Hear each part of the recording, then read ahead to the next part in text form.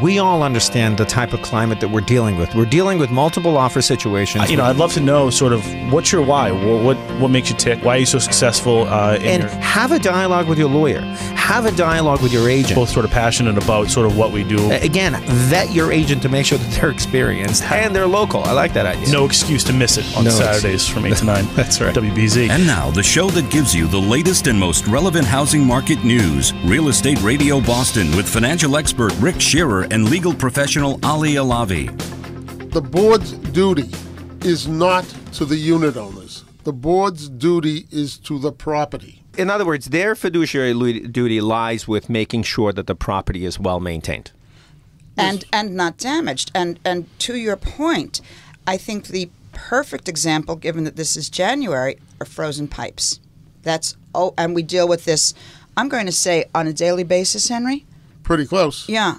We're getting calls on 2 scores, either snowbirds who have gone away and have not winterized their units properly, and thereby the pipes are freezing. Now, that's within their unit. They haven't winterized it, but it will, if the pipes freeze, affect other units and the common elements. And an even more difficult problem right now are units that have been foreclosed upon. There is no one taking charge of the unit. It's been foreclosed upon by a lender. There's no third-party owner.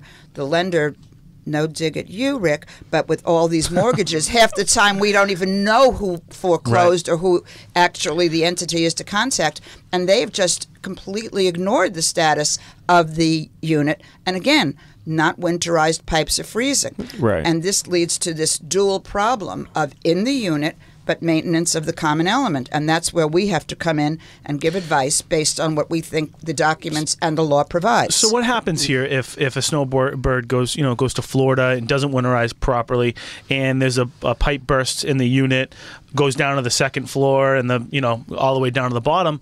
Whose responsibility is it to go in there into the unit and stop it? And then who pays for the repair on all the other units?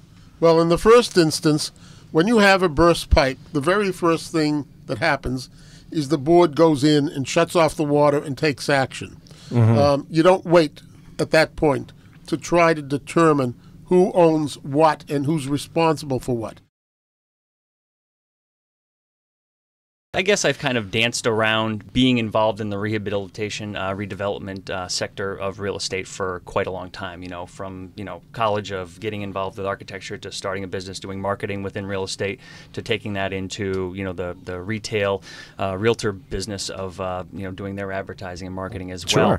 But I, like everybody else, back in 2003, 2004, there were 10 different flip this house television shows, you name it, and you watch the television show and you can see it can be done in a half an hour. It's not that easy. There's a lot to be taken into account, and what is the process from sitting on the couch watching that television show to actually being involved?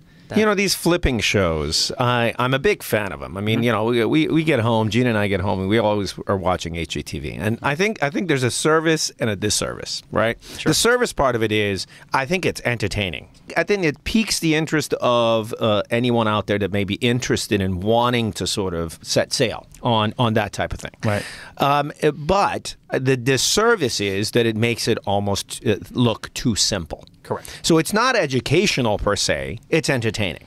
And I think that's where you guys come in. Tell us a little bit about this whole joint venture thing. I mean, how could a listener benefit from that?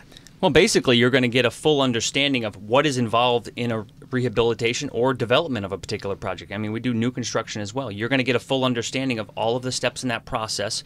You're also going to be teamed up with contractors that we have sought out and vetted throughout that process as well, that are going to really be able to assist you in getting an understanding of, what size furnace do I need for this house? Those are things you don't ever think of, even when you're a homeowner. I know I have heat, but I don't know what it is I need, or am I better off with a forced air system, or do I stick with baseboards, or do I need to replace this kitchen? And if I do, where do I get the cabinets? And where am I going to get the best deal with the highest quality? It's seeking out all of that and communicating with people that have been doing it for a long period of time.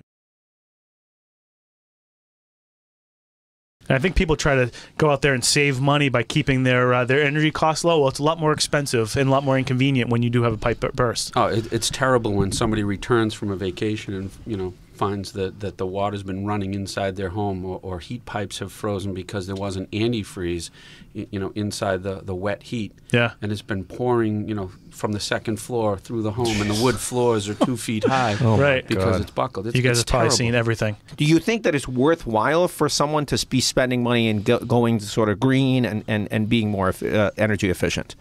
Yeah, absolutely it is. I mean, the technology we have nowadays not only is it going to save people money in their energy bill, but also is going to provide much more comfort than they've had before. The technology now is so much smarter than it used to be. Mm-hmm. I guess the quickest way to put it is we used to design for the coldest day of the year all the time. So say I need 100,000 BTUs to heat the house at 0 degrees. Well, a boiler, for instance, would make 100,000 BTUs all winter long, just in case it could be that cold, which is about 30 hours a season out of 7,200. Wow. We had enough heat. So now we have technology that will take the outdoor temperature compared to the indoor temperature and only produce the amount of energy we need based on demand.